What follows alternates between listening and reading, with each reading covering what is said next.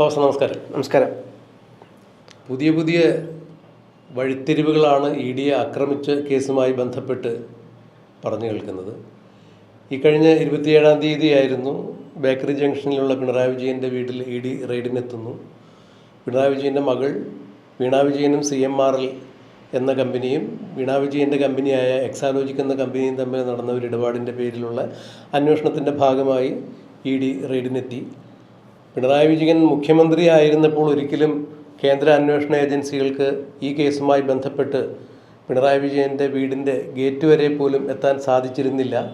അഥവാ അതിനുള്ളൊരു ഉദ്യമം കേന്ദ്ര അന്വേഷണ ഏജൻസികളുടെ ഭാഗത്തു നിന്നും നമ്മൾ കണ്ടില്ല.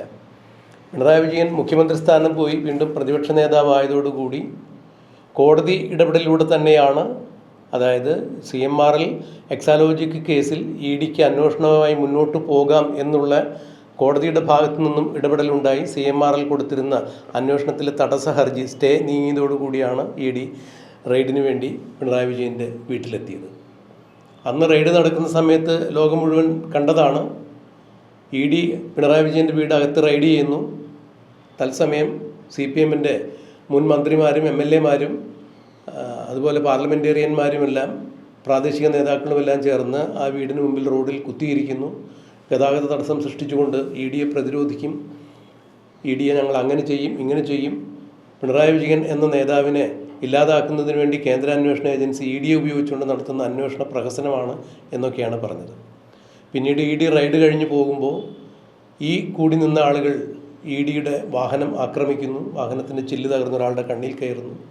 അവർ അടുത്ത് കണ്ട പോലീസ് സ്റ്റേഷനിൽ, പാളയം പോലീസ് സ്റ്റേഷനിലേക്ക് ഈ വണ്ടി ഓടിച്ചു കയറ്റി. അങ്ങനെ പോലീസിൻ്റെ സുരക്ഷയോടുകൂടി രക്ഷപ്പെട്ടു പോകുന്നു. ഇതിനെതിരെ കേസെടുക്കുന്നു കേരള പോലീസ്. 25 പേരെ അറസ്റ്റ് ചെയ്യുന്നു. അത് കണ്ടാലറിയാവുന്ന 300 പേർക്കെതിരെ കേസെടുക്കുന്നു. ഈ കേസ് ഇപ്പോൾ ഹൈക്കോടതിയുടെ മുന്നിലാണ്. ഇ ഡി കൂടി ആ കേസിൽ കക്ഷി ചേർന്നിരിക്കുന്നു. അതിൽ നിർണായകമായ മാറ്റമുണ്ടായത് ഈ ഇ ഡി ആക്രമിച്ചതിൻ്റെ തൊട്ടടുത്ത ദിവസം തന്നെ നവീൻ രാഹുൽ, ഇ ഡിയുടെ ഡയറക്ടർ കൊച്ചിയിലേക്ക് പറന്നു വരുന്ന കാഴ്ചയാണ് നമ്മൾ കണ്ടത്. പിന്നീട് ഉണ്ടായ നീക്കങ്ങളെല്ലാം വളരെ ചടുലമായ രീതിയിലായിരുന്നു. ഇന്നിപ്പോൾ ബഹുമാനപ്പെട്ട ഹൈക്കോടതിയിൽ മറ്റൊരു രംഗം കൂടി ഉണ്ടായിരിക്കുന്നു. ഇ ഡിയെ ആക്രമിച്ച കേസിൽ ഇ ഡി ഉദ്യോഗസ്ഥർ അവരുടെ കൃത്യനിർവഹണത്തിന് തടസ്സം വരുത്തി അവരെ ആക്രമിച്ചു, പരിക്കേൽപ്പിച്ചു, വധിക്കാൻ ശ്രമിച്ചു എന്ന് പറയപ്പെടുന്ന കേരള പോലീസ് രജിസ്റ്റർ ചെയ്തിരുന്ന കേസിൽ CBI അന്വേഷണം ആവശ്യപ്പെട്ടുകൊണ്ട് ഒരു പൊതു താൽപ്പര്യ ഹർജി ഹൈക്കോടതിയിൽ എത്തിയിട്ടുണ്ടായിരുന്നു. എന്നാൽ നിലവിലെ പോലീസ് അന്വേഷണത്തിൽ അപാകതയൊന്നും ഇല്ല എന്നും അത്തരം ഒരു അന്വേഷണത്തിൽ ഏതെങ്കിലും തരത്തിൽ അപര്യാപ്തതയുണ്ടെങ്കിൽ അത് തീർച്ചയായും CBI അന്വേഷണത്തിന് അപ്പോൾ ആ ഘട്ടത്തിൽ ആലോചിക്കാവുന്നതാണ് എന്ന് പറഞ്ഞുകൊണ്ട് കോടതി ആ കേസ് തീർപ്പാക്കുകയാണ് ചെയ്തത്. എന്നാൽ ഇ ഡി തങ്ങളെ കൂടി ഈ 25 പേരെ അറസ്റ്റ് ചെയ്ത കേസിൽ അവർക്ക് ജാമ്യം കൊടുക്കുന്ന കാര്യത്തിൽ തങ്ങളെ കൂടി വാദം കേൾക്കണം എന്നുള്ള കേസ് നിലവിലുണ്ട്. അത് അതുപോലെ തുടരുകയും ചെയ്യും. മാറിയ രാഷ്ട്രീയ സാഹചര്യത്തിൽ കേരളത്തിൽ അന്വേഷണ ഉദ്യോഗസ്ഥന്മാരെ പോലും ആക്രമിക്കാൻ ഉത്സുകത കാട്ടുന്ന CPM എന്ന പാർട്ടിയുടെ നടപടിക്രമങ്ങളും അല്ലെങ്കിൽ അവരുടെ ഈ ചെയ്തികളും ഇന്നിപ്പോൾ കോടതിയിൽ നിന്നുണ്ടായിരിക്കുന്ന സംഭവവികാസങ്ങളുമെല്ലാം എങ്ങനെ ചേർത്ത് വായിക്കുന്നു ഫവാസ്? എനിക്കിതിൽ തോന്നിയിട്ടുള്ള കാര്യം, ഒന്നേ പറഞ്ഞ പോലെ CPM-നെ സംബന്ധിച്ചിടത്തോളം ഇത് അവരുടെ ഏറ്റവും അവസാനത്തെ കക്ഷി, അല്ലെങ്കിൽ ഏറ്റവും അവസാനത്തെ ഒരു തുമ്പായിരുന്നു കേരളം എന്ന് പറയുന്നത്. ബാക്കി എല്ലാ സംസ്ഥാനത്തും ഈ പറഞ്ഞ പോലെ ബംഗാൾ ഭരിച്ചിരുന്നു, ബംഗാൾ ഇല്ലാണ്ടായി, ത്രിപുര ഇല്ലാണ്ടായി, എല്ലാം ഇല്ലാണ്ടായി. ഏറ്റവും അവസാനം ഏറ്റവും അവസാനത്തെ ഒരു വിത്ത് പാകിയിട്ട് അത് പിന്നെ ഉണ്ടായിരുന്നത് കേരളത്തിൽ മാത്രമേ ഉണ്ടായിരുന്നുള്ളൂ. അതുകൂടി പോയി കഴിഞ്ഞാൽ CPM എന്ന് പറഞ്ഞ പാർട്ടി ഇല്ലാണ്ടാവുന്നൊരു പ്രക്രിയയാണ്. ഇപ്പോൾ കഴിഞ്ഞ 10 വർഷം കേരള ചരിത്രത്തിൽ ആദ്യമായി തുടർ ഭരണം കിട്ടുന്നു. അപ്പോൾ CPM-നെ സംബന്ധിച്ചിടത്തോളം കേരളത്തിൽ ഇല്ലാണ്ടായി കഴിഞ്ഞാൽ കമ്മ്യൂണിസ്റ്റ് പാർട്ടി ഇന്ത്യയിൽ നിന്ന് ഇല്ലാണ്ടായി എന്നുള്ള വാർത്ത അവർ കേൾക്കേണ്ടി വരും. അപ്പം ആ ഒരു സാധനം അവർ എക്സ്പെക്റ്റ് ചെയ്തിട്ടുണ്ടായിരുന്നില്ല. അതിനിടയിലാണ് ഈ പറഞ്ഞ പോലെ നമുക്കറിയാം ഇന്ത്യ കക്ഷി നേതാക്കളുടെ പല ആൾക്കാരെയും, ആം ആദ്മി നേതാവ് അരവിന്ദ് കെജ്രിവാളിൻ്റെ വീട്ടിലും അതിനുശേഷം പിന്നീട് ജാർഖണ്ഡ് മുക്തി മോർച്ച ഹേമന്ത് സോറൻ്റെ വീട്ടിലും അവർ രണ്ടുപേരും CM ആയിരിക്കാൻ അവർക്ക് ഇത്തരത്തിലുള്ള പ്രശ്നങ്ങൾ നേരിട്ടുണ്ട്. അവർ ജയിലിൽ പോകുന്നു. കേജ്രിവാൾ ജയിലിൽ ഇരുന്നിട്ട് ഭരണം കൈയാളുന്ന പല പ്രക്രിയ നമ്മൾ കണ്ടു. ഇന്ത്യയുടെ ചരിത്രത്തിൽ ആദ്യമാണെന്ന് തോന്നുന്നു ഒരു സംസ്ഥാനത്തെ മുഖ്യമന്ത്രി ജയിലിൽ കിടന്നുകൊണ്ട് ഭരിക്കുക എന്ന് പറഞ്ഞാൽ, അല്ലേ? അതെ. ഇതുവരെ പിന്നെ പല നേതാക്കന്മാർക്കെതിരും കേസ് ഉണ്ടായിട്ടുണ്ട്. പക്ഷെ അവരാരും ജയിലിരുന്നു കൊണ്ട് ഒരു സംസ്ഥാനം ഭരിക്കുന്ന, അതും ഈ പറഞ്ഞ പോലെ തലസ്ഥാന നഗരം ഭരിക്കുന്ന ഒരു പ്രക്രിയ ഉണ്ടായിട്ടില്ല. തലസ്ഥാനം അല്ല, ഒരു സംസ്ഥാനത്തെ വരെ ഭരിച്ചിട്ടില്ല. അപ്പോഴാണ് കേജ്രിവാൾ ഇത്തരത്തിൽ ഭരണം കാഴ്ചവെക്കുന്നത്. പിന്നീട് വലിയ തരത്തിലോട്ട് പ്രശ്നത്തിലോട്ട് പോകുന്നു. BJP-യും കേജ്രിവാളും ഡയറക്റ്റ് ഏറ്റുമുട്ടുന്നു. അപ്പോഴേ ഒരു കിംവദന്തി പടർന്നായിരുന്നു ഇത് BJP-യും ഇന്ത്യ മുന്നണിയിലെ പല നേതാക്കന്മാരും തമ്മിലുള്ള മത്സരമാണെന്നുള്ള പോരാട്ടമാണ്. ഇന്ത്യ മുന്നണിയിലെ പല രാഷ്ട്രീയ പാർട്ടികളെയും ഇല്ലാണ്ടാക്കാനുള്ള ഒരു പ്രക്രിയയാണ് സെൻട്രൽ ഗവൺമെൻറ് നടത്തിക്കൊണ്ടിരിക്കുന്നത് എന്നുള്ള സാധനം. ആ സെയിം സാധനം യൂസ് ചെയ്തിട്ടാണ് കേരളത്തിലെ പിണറായി വിജയൻ്റെ വീട്ടിലെ ഈ ചോദ്യചൊയ്യലിനെ, അത് പിണറായി വിജയൻ പറഞ്ഞത് തന്നെയല്ല ചോദ്യം ചെയ്തത് എന്നുള്ളതും മകൾ വീണ വിജയനെയാണ് ചോദ്യം ചെയ്തത് എന്നുള്ളതും പിണറായി വിജയൻ തന്നെ സമ്മതിച്ചതാണ്. അതാണ് അവിടെ ഒരു വലിയൊരു പോയിന്റ്. കാരണം ഈ CPM സംസ്ഥാന സെക്രട്ടറിയും CPM മുൻ മന്ത്രിമാരും അടങ്ങുന്ന ആളുകൾ അന്ന് ബേക്കറി മുക്കിലുള്ള പിണറായി വിജയൻ്റെ വീടിന് മുമ്പിൽ നിന്നുകൊണ്ട് മാധ്യമങ്ങളെ കണ്ടപ്പോൾ പറഞ്ഞത് ദേശീയ അന്വേഷണ ഏജൻസികളെ ഉപയോഗിച്ചുകൊണ്ട് കേന്ദ്ര സർക്കാർ പിണറായി വിജയൻ എന്ന നേതാവിനെ തകർക്കാൻ വേണ്ടി ശ്രമിക്കുന്നു. എന്നാൽ EDയുടെ റൈഡ് കഴിഞ്ഞു പോകുന്നു, റൈഡിൽ ED ഉപദ്രവിക്കപ്പെടുന്നു. ആ സംഭവമെല്ലാം കഴിഞ്ഞതിന് ശേഷം പിണറായി വിജയൻ്റെ അടുത്തേക്ക് ചാനലുകാർ മൈക്കും കൊണ്ട് ചെല്ലുന്നു. അപ്പോൾ പിണറായി വിജയൻ പറഞ്ഞൊരു കാര്യമാണ്, ED റൈഡിന് വന്നു, അവർ റൈഡ് നടത്തി, വീണയോട് എന്തൊക്കെ ചോദിക്കുന്നത് കേട്ടു, എന്നോടൊന്നും ചോദിച്ചില്ല. അതിൻ്റെ അർത്ഥം പിണറായി വിജയനും ഈ കേസുമായി യാതൊരു ബന്ധം അതേവരെ ED കണ്ടെത്തിയിട്ടില്ല, പിണറായി വിജയൻ്റെ അടുത്തേക്ക് ചെന്നിട്ടില്ല എന്ന് തന്നെയാണല്ലോ. പിണറായി വിജയനെ ചോദ്യം ചെയ്തിരുന്നെങ്കിൽ തീർച്ചയായും പിണറായി വിജയൻ അത് തുറന്നു പറഞ്ഞേനെ. എന്നിട്ടും പിണറായി വിജയൻ കടന്ന കൈ മറ്റൊന്നുകൂടി ചെയ്തു.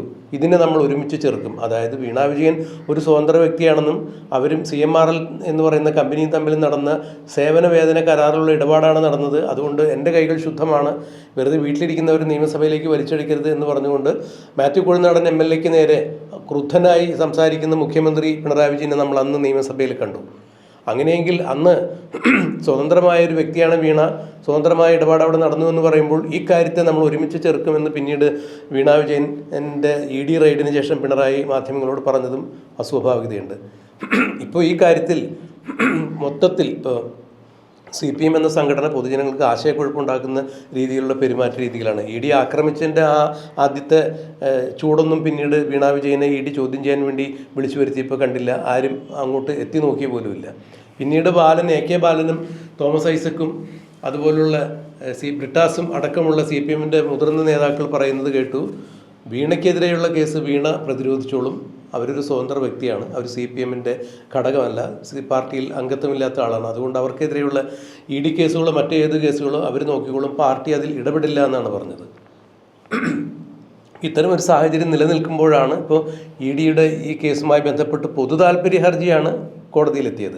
ആരാണെന്നുള്ളത് കോടതി അത് വ്യക്തമാക്കിയിട്ടില്ല. പൊതു താൽപ്പര്യ ഹർജിയാകുമ്പോൾ ആർക്കും ആവശ്യപ്പെടാമല്ലോ. പക്ഷെ അത് ആ കേസ് CBIക്ക് വിടുന്നില്ല എന്ന് പറയുമ്പോൾ അത്രത്തോളം ആശാവഹം തന്നെയാണ്. കാരണം കേന്ദ്ര അന്വേഷണ ഏജൻസി ആ കേസുമായി അന്വേഷിച്ച് മുന്നോട്ട് പോവുകയാണെങ്കിൽ തീർച്ചയായും കേരള പോലീസ് അന്വേഷിക്കുന്നത് പോലെ ആവില്ല എന്ന് വിചാരിക്കാം. പക്ഷേ VD സതീശൻ സർക്കാർ പറയുന്നത് ആവട്ടെ, ഇപ്പോൾ നിലവിൽ ഈ കേസിൻ്റെ അന്വേഷണം നല്ല രീതിയിൽ മുന്നോട്ട് പോകുന്നുണ്ട്. മാത്രമല്ല പിണറായി വിജയൻ്റെ വീട്ടിൽ ED റെയ്ഡിന് വരുന്ന കാര്യം അറിയില്ലായിരുന്നു.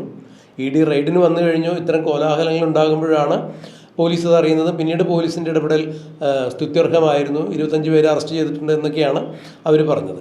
അപ്പോൾ തീർച്ചയായും ഇവിടെ രാഷ്ട്രീയ പ്രേരിതമായി എന്തൊക്കെ നടക്കുന്നു, ഈ കേസ് CBIക്ക് തന്നെ വിടണം എന്നുള്ളതിൻ്റെ പുറകിൽ പിണറായി വിജയനെയും കൂട്ടരെയും ഏത് വിധേനയും ഒതുക്കുക എന്നുള്ള ലക്ഷ്യത്തോടു കൂടിയായിരിക്കാം ആ ഹർജി കോടതിയിൽ വന്നത്. എന്നാൽ കോടതി നിലവിൽ കേരള പോലീസിൻ്റെ അന്വേഷണത്തിൽ തൃപ്തി പ്രകടിപ്പിച്ചുകൊണ്ട് അന്വേഷണം മാറ്റിവെച്ചു എന്ന് തന്നെയല്ല, ആ കേസ് തന്നെ തീർപ്പാക്കി എന്ന് പറയുമ്പോൾ ഇനി അതിലൊരു ഇടപെടൽ ഹൈക്കോടതിയുടെ ഭാഗത്തു നിന്ന് ഉണ്ടാകില്ല എന്ന് തന്നെയല്ലേ മനസ്സിലാക്കണ്ടേ?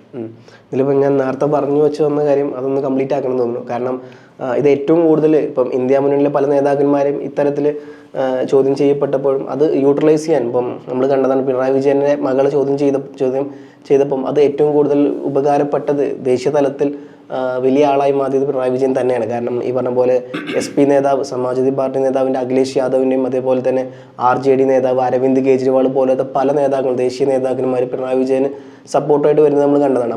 അപ്പം തന്നെ അദ്ദേഹം ഒരു പാൻ ഇന്ത്യ ലെവലിലോട്ട് അറിയപ്പെട്ടു എന്നുള്ളത് സത്യമാണ്. പക്ഷേ അവരൊന്നും ഈ പറഞ്ഞ പോലെ കാര്യം അറിയാണ്ടാണ് ഉറതുള്ളുന്നത് എന്ന് വേണമെങ്കിൽ പറയാം. കാരണം ഈ പറഞ്ഞ പോലെ പിണറായി വിജയനെ അല്ല ചോദ്യം ചെയ്തിട്ടുള്ളത്. അവരെല്ലാവരും പറഞ്ഞത് പിണറായി വിജയനെ ചോദ്യം ചെയ്തു എന്നുള്ള തരത്തിലാണ്. പക്ഷെ അവർക്ക് എല്ലാവർക്കും തെറ്റുപറ്റിയത് ഇത്തരത്തിലുള്ളൊരു ഒരു എന്താ പറയുക ക്യാമ്പയിൻ ദേശീയ തലത്തിൽ പിണറായി വിജയന് കമ്മ്യൂണിസ്റ്റ് പാർട്ടിയുടെ ആകെ ജീവിച്ചിരിക്കുന്ന ഒരു നേതാവിനെ, അല്ലെങ്കിൽ ഏറ്റവും സമുന്നതരായ കമ്മ്യൂണിസ്റ്റ് പാർട്ടിയുടെ നേതാവിനെ ചോദ്യം ചെയ്യപ്പെട്ടു എന്നുള്ളതും അവരെ ഇല്ലാണ്ടാക്കുന്നു എന്നുള്ള വാർത്തകൾ SP യും അതേപോലെ RJD യും ആം ആദ്മി പാർട്ടിക്ക് വലിയ തരത്തിൽ ദേശീയ ശ്രദ്ധ കൊണ്ടുവരുന്നു. പക്ഷേ തെറ്റിദ്ധാരണാജനകമായ അങ്ങനെ വാർത്തകളാണ് പ്രചരിപ്പിക്കുന്നത്. അതിന് ഈ പറഞ്ഞ പോലെ നല്ലൊരു പരിധി വരെ സോഷ്യൽ മീഡിയ ക്യാമ്പയിനിങ് ഇത് യൂസ് ചെയ്തത് CPM തന്നെയാണ്. കാരണം അത്തരത്തിലുള്ള നരേഷൻ പെട്ടെന്ന് ഇപ്പം അന്ന് സമരം നടന്നപ്പോൾ ഞാനടക്കം വിചാരിച്ചത് പിണറായി വിജയനെയാണ് ചോദ്യം ചെയ്യുന്നത് എന്നുള്ളതായിരുന്നു. പക്ഷേ അത് ഇത്തരത്തിൽ ദേശീയ തലത്തിലോട്ട് വരെ അത്തരത്തിലുള്ള സാധനങ്ങൾ സ്പ്രെഡ് ചെയ്യാൻ അവരെ കൊണ്ട് സാധിച്ചു എന്നുള്ളതും അതിൻ്റെ ഭാഗമായിട്ട് പല ദേശീയ പാർട്ടികളും RJD അതേപോലെ ആം ആദ്മി അടക്കമുള്ള പാർട്ടികൾ പിണറായി വിജയന് പിന്തുണയുമായി വരുന്നത് കണ്ട പിന്നെ അതേ പിണറായി വിജയൻ പറഞ്ഞത് എന്നെ ചോദ്യം ചെയ്തിട്ടില്ല എന്നുള്ളതാണ്. അപ്പം ഒന്ന് അവരൊക്കെ പറ്റിക്കപ്പെട്ടു എന്നുള്ളതാണ് അതിൻ്റെ സത്യാവസ്ഥ.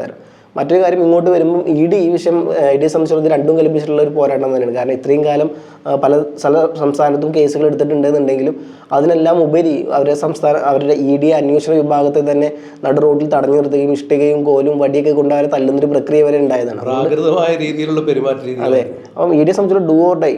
അപ്പം എന്താ പറയുക, ജീവൻ മരണ പോരാട്ടമാണ്. അവരുടെ ഇമേജിന് ഏറ്റവും വലിയ കോട്ടാണ്. അതുകൊണ്ട് തന്നെ ഇത് ഏത് വിധേനയും അന്വേഷിക്കും എന്നുള്ളത് EDയെ സംബന്ധിച്ചുള്ള വലിയ കാര്യം തന്നെയാണ്. അതിനിടയിലാണ് ഇത്തരത്തിലുള്ള പല SFIയുടെ പല അന്വേഷണങ്ങൾ 2002 മുതലുള്ള കേസുകൾ മാത്രം പോരാന്നുള്ളതും 2009 മുതലുള്ള കേസുകൾ തന്നെ മുഴുവനായിട്ടും എടുക്കണം എന്നുള്ളതും ED ആവശ്യപ്പെടുന്നതും. കാരണം ഇത് വലിയ തരത്തിലുള്ള കേസാണ് എന്നുള്ള സാധനം ED പറയുന്നത് അതുകൊണ്ട് തന്നെയാണ്. അതിനിടയിൽ ഷോൺ ജോർജിനെ പോലുള്ള പല നേതാക്കന്മാരും അതിൽ പറയുന്നത് ഈ പറഞ്ഞ പോലെ നിങ്ങളെല്ലാവരും വീണ വിജയനെ വിരൽ ചൂണ്ടുന്നു, യഥാർത്ഥ പ്രതി വീണ വിജയനെ അല്ല എന്നുള്ളതും യഥാർത്ഥ പ്രതി പിണറായി വിജയനാണെന്നുള്ളതും ഞാനിപ്പോൾ പറയുമ്പോൾ നിങ്ങൾക്ക് ഇപ്പോൾ അത് മനസ്സിലാവില്ല എന്നുള്ളതും കുറച്ച് കാലം കഴിയുമ്പോൾ നിങ്ങളെല്ലാവരും ഇത് സമ്മതിക്കും എന്നുള്ളതും ഇപ്പം ഈ മുഖ്യമായ രാഷ്ട്രീയ മാധ്യമങ്ങളെല്ലാം ഇപ്പോൾ വിരൽ ചൂണ്ടുന്നത് ഈ പറഞ്ഞ പോലെ വീണ വിജയൻ കഴിഞ്ഞു റിയാസിനെതിരെ അന്വേഷണം വരുമെന്ന് പറയുന്നു. പക്ഷേ റിയാസ് മാത്രമല്ല, ആദ്യം വീണയായിരുന്നു, ഇപ്പോൾ റിയാസാണ്. കുറച്ച് കഴിഞ്ഞാൽ അത് പിണറായി വിജയനാവും എന്നുള്ളതാണ് അത് മുൻകൂട്ടി പറഞ്ഞത് ഷോൺ ജോർജാണ്. അപ്പം എന്തായാലും ഒരു വശത്ത് ഇതിങ്ങനെ നടക്കുന്നു, മറുവശത്ത് ഈ കേസ് ഈ പറഞ്ഞ പോലെ ഏകദേശം കുറച്ച് ഫണ്ട് ഏകദേശം 2 കോടിയോളം രൂപ പിടിച്ചെടുത്തു. അത് താൽക്കാലികമായിട്ടാണ് സീസ് ചെയ്തിട്ടുള്ളത്. അത് പെർമനൻ്റായി സീസ് ചെയ്യണം എന്നുള്ളത് ED മുമ്പോട്ട് വെക്കുന്നു. മാത്രമല്ല പല കാര്യങ്ങളും നോക്കുമ്പം വിദേശ രാജ്യങ്ങളിലാണ് പല ഫണ്ടുകളും ഉണ്ട് എന്നുള്ളത്. അതുകൊണ്ട് തന്നെ ഈ കേസ് NIA പോകുന്നു എന്നുള്ള തരത്തിലുള്ള വാർത്തകളും വരുന്നുണ്ടായത്. കാരണം ഈ പറഞ്ഞ പോലെ ഒരു സംസ്ഥാനത്തിനോ അല്ലെങ്കിൽ മറ്റേ ഈ രാജ്യത്തിനുള്ളിലാണെന്നുണ്ടെങ്കിൽ EDക്ക് അത് നോക്കിയാൽ മതിയായിരുന്നു. പക്ഷേ ഈ പറഞ്ഞ പോലെ ഇത് EDയുടെ കൺട്രോളിൽ നിന്നും പോകുന്നു. NIAക്ക് കേസ് നീട്ടണം എന്ന് പറയുമ്പോൾ ഇതിൻ്റെ ഒരു വ്യാപ്തി വളരെ വലുതാണ്. കാരണം ഈ പറഞ്ഞ പോലെ സംസ്ഥാനങ്ങൾക്ക് പുറത്തായിട്ട് അബുദാബി കൊമേഴ്ഷ്യൽ ബാങ്ക് മുഖാന്തരം US വരെ ഫണ്ട് എത്തിയിട്ടുണ്ടെന്ന് പറയുമ്പോൾ അവിടെയാണ് NIA അടക്കം ഉള്ള കേന്ദ്ര ഏജൻസികൾ ഇതിലോട്ട് ഇറങ്ങുന്നു എന്നുള്ള കാര്യങ്ങൾ നമ്മൾ നോക്കിക്കാണാൻ. മറ്റൊരു ഗുരുതര പ്രശ്നം കൂടി അതിൽ ആരോപിക്കപ്പെടുന്നുണ്ട് ഫവാസെ. അത് ഫവാസ് മറന്നുപോയതാവാം. അതായത് ഈ കരിമണൽ ഖനനത്തിലൂടെ അല്ലെങ്കിൽ കരിമണലിൽ നിന്ന് വേർതിരിച്ചെടുക്കുന്ന പല മൂലകങ്ങളിൽ ഒന്നാണ് ആറ്റമിക് എനർജിക്ക് വേണ്ടി ഉപയോഗിക്കുന്ന പ്ലൂട്ടോണിയം. അതുപോലെ പല മൂലകങ്ങളും ഇതിൽ നിന്ന് വേർതിരിച്ചെടുക്കുന്നുണ്ട് അല്ലെങ്കിൽ ഉൽപ്പാദിപ്പിക്കപ്പെടുന്നുണ്ട്. ഇത്തരം സംഭവങ്ങൾ രാജ്യവിരുദ്ധ ശക്തികളായ ഏതെങ്കിലും രാജ്യാന്തര ഭീകരരുടെ അടുത്തേക്ക് എത്തിയിട്ടുണ്ടോ, അവരിൽ നിന്ന് ഏതെങ്കിലും തരത്തിൽ പണം ഈ മാർഗത്തിലേക്ക് ഒഴുകിയിട്ടുണ്ടോ എന്നൊക്കെ ന്യായമായും സംശയിക്കപ്പെടേണ്ടത് തന്നെയാണ്. ആ വഴിക്കും NIAയുടെ ഇടപെടൽ ഉണ്ടാവും എന്നാണ് ഷോൺ ജോർജ് തന്നെ മറ്റൊരവസരത്തിൽ വ്യക്തമാക്കിയത്. അങ്ങനെയാണെങ്കിൽ നമ്മൾ പറഞ്ഞു കേൾക്കുന്നതിലും അത്യധികം ഗുരുതരമായിട്ടുള്ളൊരു വിഷയം തന്നെയാണ്. നമ്മൾ നാടൻ ഭാഷയിൽ പറയും, പിടിച്ചതിലും വലുതാണോ അളയിലിരിക്കുന്നത് എന്ന് തോന്നിക്കത്തക്ക രീതിയിലുള്ള കാര്യങ്ങളാണ് ഇപ്പോൾ പുറത്തു വന്നുകൊണ്ടിരിക്കുന്നത്. തീർച്ചയായും അങ്ങനെ ഏതെങ്കിലും തരത്തിലുള്ള രാജ്യാന്തര കുറ്റവാളികളുമായി ഭീകരരുമായി ഏതെങ്കിലും തരത്തിൽ അവരുടേതടക്കമുള്ള ഏതെങ്കിലും ഫണ്ടുകൾ ഇതിൽ കൈമാറ്റം ചെയ്യപ്പെട്ടിട്ടുണ്ട്, അവരുടെ ഇടപെടലുകൾ ഉണ്ടായിട്ടുണ്ട് എന്നൊക്കെയുള്ള ഒരു രീതിയിലേക്ക് അന്വേഷണം പോവുകയാണെങ്കിൽ തീർച്ചയായും അത് ഈ പറഞ്ഞ പോലെ NIAയിലേക്കൊക്കെ ആയിരിക്കും ചെന്നെത്തുക. അങ്ങനെയെങ്കിൽ കൂടുതൽ ഗുരുതരമായ രീതിയിലേക്കായിരിക്കും ഈ കേസ് ചെന്നെത്തുക എന്നുള്ളതിന് യാതൊരു തരത്തിലുള്ള സംശയമില്ല. ഒരു അഴിമതി കേസ് എന്നുള്ളതിനപ്പുറം പോയി ഒരു രാജ്യദ്രോഹ കുറ്റം വരെയുള്ള കാര്യങ്ങളോട് സാധനം നീങ്ങുന്നു എന്നുള്ളതാണ്. കാരണം അതിനിപ്പോൾ എല്ലാവരും മറുപടി പറയേണ്ടതായി വരും. ഇപ്പോൾ നേരത്തെ ഷോൺ ജോർജ് പറഞ്ഞാൽ വീണയിലോ റിയാസിലോ അല്ലെങ്കിൽ പിണറായി വിജയനിലോ മാത്രം ഒതുങ്ങി നിൽക്കുന്നതല്ല CMRL CMD ആയ ശശിധരൻ കർത്തയും അദ്ദേഹത്തിൻ്റെ മകനായ ജോയിൻ്റ് MD ശരൺ കർത്തയും ഉൾപ്പെടെ അവർ കുടുംബക്കാരെല്ലാവരും ഉൾപ്പെടെ ഈ കേസുമായി ബന്ധപ്പെട്ട് നിൽക്കുന്ന ആളുകൾ ഉത്തരം പറയേണ്ടതായി വരും. ആരൊക്കെ അത് തൊട്ട് നിന്നിട്ടുണ്ടോ, ആർക്കൊക്കെ അതിൻ്റെ ആനുകൂല്യങ്ങൾ കിട്ടിയിട്ടുണ്ടോ, അവരെല്ലാവരും അതിലേക്ക് പ്രതി ചേർക്കപ്പെടും എന്നുള്ളത് കൂടി പറയുമ്പോൾ നമ്മൾ അറിഞ്ഞത് മഞ്ഞുമലയുടെ ഒരു അറ്റം മാത്രമാണ് എന്ന് വേണ്ടേ മനസ്സിലാക്കാൻ. അപ്പോൾ തീർച്ചയായും അതിൽ നിയമത്തിൻ്റെ വഴിക്ക് പോകട്ടെ. എന്തായാലും ഇന്നിപ്പോൾ ഈ കേസുമായി ബന്ധപ്പെട്ട് ഒരു പൊതുതാൽപര്യ ഹർജി എത്തിയത് കോടതി തീർപ്പാക്കിയിരിക്കുന്നു. EDയുടെ ഉദ്യോഗസ്ഥർ ആക്രമിക്കപ്പെട്ട സംഭവത്തിൽ കേരള പോലീസിൻ്റെ അന്വേഷണം സ്തുത്യർഹമാണ്. അത് ഏതെങ്കിലും കാരണവശാൽ ഏതെങ്കിലും സമയത്ത് അത് പോരാ എന്ന് തോന്നുന്നുണ്ടെങ്കിൽ ആ സമയത്ത് CBI അന്വേഷണം പോലുള്ള അന്വേഷണത്തെക്കുറിച്ച് ആലോചിക്കാം എന്നാണ് ഹൈക്കോടതി വാക്ക് കൊടുത്തിരിക്കുന്നത്.